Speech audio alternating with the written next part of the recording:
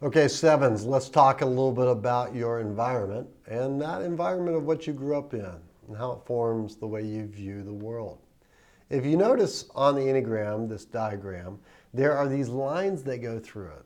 They show you how you pick up the flavors of one style and another. For a seven, it's the 5 and the 1. And it shows you how you handle stress and relaxed conditions. Under relaxed conditions, it makes sense. As a 7, you go down to 5. Things are good. I'm enjoying this adventure that I'm on.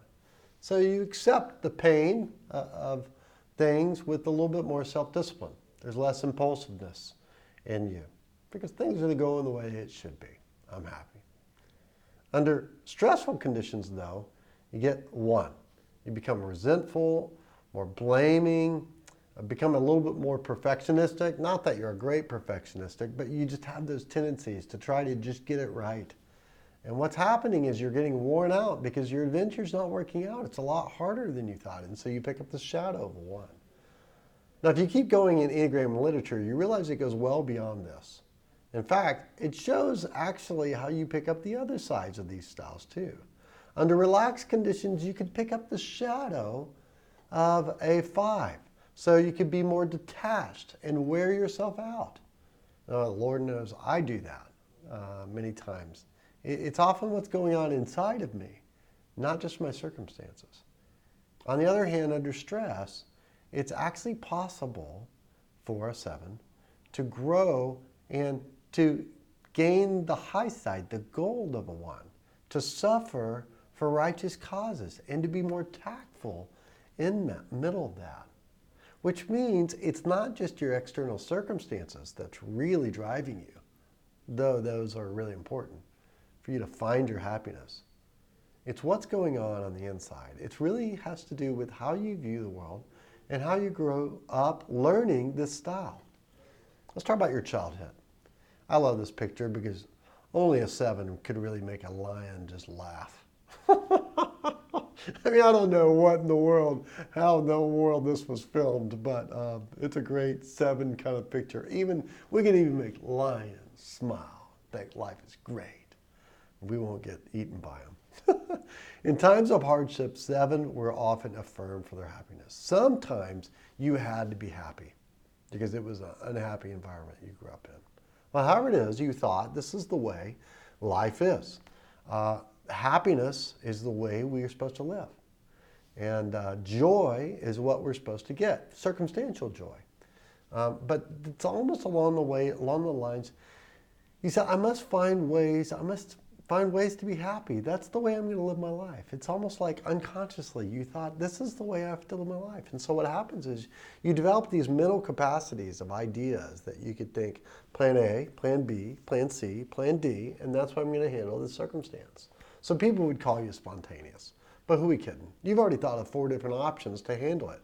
So when plan A doesn't work and it's all of a sudden not possible, you switch to plan B. Hey, let's do this.